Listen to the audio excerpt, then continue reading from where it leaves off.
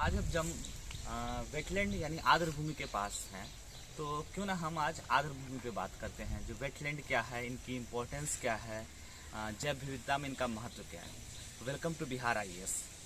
Wetland यानी आर्द्र भूमि यानी नमी भूमि, ये होता क्या है? ये एक संक्रमण क्षेत्र होता है जलीय क्षेत्र और स्थलीय क्षेत्र के बीच का। इस जैव विविधता के लिए ये बहुत महत्वपूर्ण क्यों है? क्योंकि एक वाटर रिचार्ज की तरह कार्य करता है। ये एक स्पंज की भांति काम करता है, अतिरिक्त जल को सोखकर धरती में जल की मात्रा को भी बनाए रखता है। साथ ही ये जब हम देखते हैं तो इसमें कई प्रकार के जीव जंतु, पेड़ पौधे सभी के लिए एक बहुत अच्छा आश्रय स्थल होता है। तो इसको ये जैव विविधता में बहुत ही ये महत्वपूर्ण जैव विविधता के हिसाब से माना जाता है।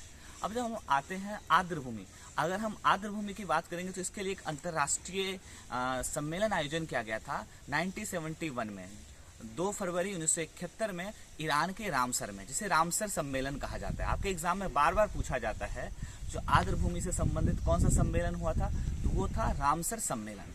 अब हम बात करते हैं रामसर सम्मेलन में कुछ स्थलों को रामसर स्थल के रूप में मान्यता दी गई और उनके रख रखाव आदि और वहाँ के जैव विविधता पर विशेष ध्यान दिया गया। हम बात करेंगे, इस साल के लिए टॉपिक बहुत महत्वपूर्ण है क्योंकि कुल 5 नए रामसर स्थल आज इस साल भारत में मान्यता दी गई है। तो हम जो भारत में इस समय हम देखते हैं तो कुल 47 रामसर स्थल है। जो 47वां रामसर स्थल है वो हैदरपुर है, हस्तिनापुर वाइल्ड लाइफ सेंचुरी के अंतर्गत, जो उत्तर प्रदेश में। हमें ये जानने की जरूरत है जो ये वेटलैंड जो है 47th वेटलैंड, ये एक मैन मेड यानी ह्यूमन मेड, मानव द्वारा निर्मित वेटलैंड है। जब हम इसी टॉपिक को बीपीएससी के परिप्रेक्ष्य में देखते हैं तो बिहार में कुल रामसर स्थल 1 है जो कांवर झील बेगूसराय में है। लेकिन जब हम रामसर के साथ साथ ये अगर आपसे पूछा जाता है कुल वेटलैंड बिहार में कितने हैं केंद्र सरकार के अनुसार, तो कुल 3 वेटलैंड हैं। हमें ये याद रखने की जरूरत है।